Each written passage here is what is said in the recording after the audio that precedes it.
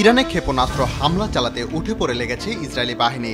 শুধু ইরানে নয়, লেবানন ও গাজা সহ অন্যান্য ফ্রন্টে বড় আকারে হামলার প্রস্তুতি নিচ্ছে দখলদার সেনারা। শনিবার একাধিক ইসরায়েলি সংবাদ মাধ্যমে এ খবর প্রচার করা হয়েছে।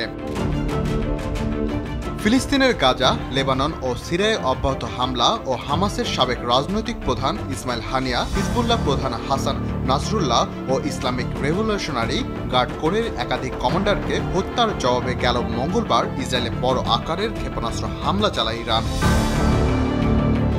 ইসরায়েল ইরানের চালানো হামলার কড়া জবাব দেওয়ার হুঁশিয়ারি দিয়েছে। সেই লক্ষ্যেই দেশটির সামরিক বাহিনী ব্যাপক প্রস্তুতি নিচ্ছে বলে খবরে জানানো হয়েছে। অবশ্য গাজা ও লেবাননে ক্রমাগত হামলা চালিয়ে যাচ্ছে ইসরায়েলি বাহিনী। শনিবারও উভয় অঞ্চলে ব্যাপক হামলা চালানো হয়েছে, এতে বেশ কয়েকজন হতাহত হয়েছে।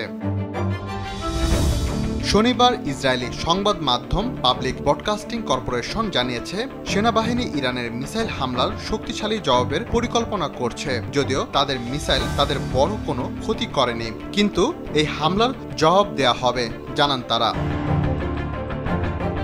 এদিকে ইরানের বিরুদ্ধে হামলায় যুক্তরাষ্ট্র সহ অন্যান্য দেশগুলোর সহায়তা পাওয়ার চেষ্টা করছে দখলদার ইসরায়েল। ইরানের হামলার পরিকল্পনা ঠিক করতে চলতি সপ্তাহে ইসরায়েলে যাওয়ার কথা রয়েছে যুক্তরাষ্ট্রের সেন্ট্রাল কমান্ডারের কমান্ডার জেনারেল মিখাইল কুরিল্লার।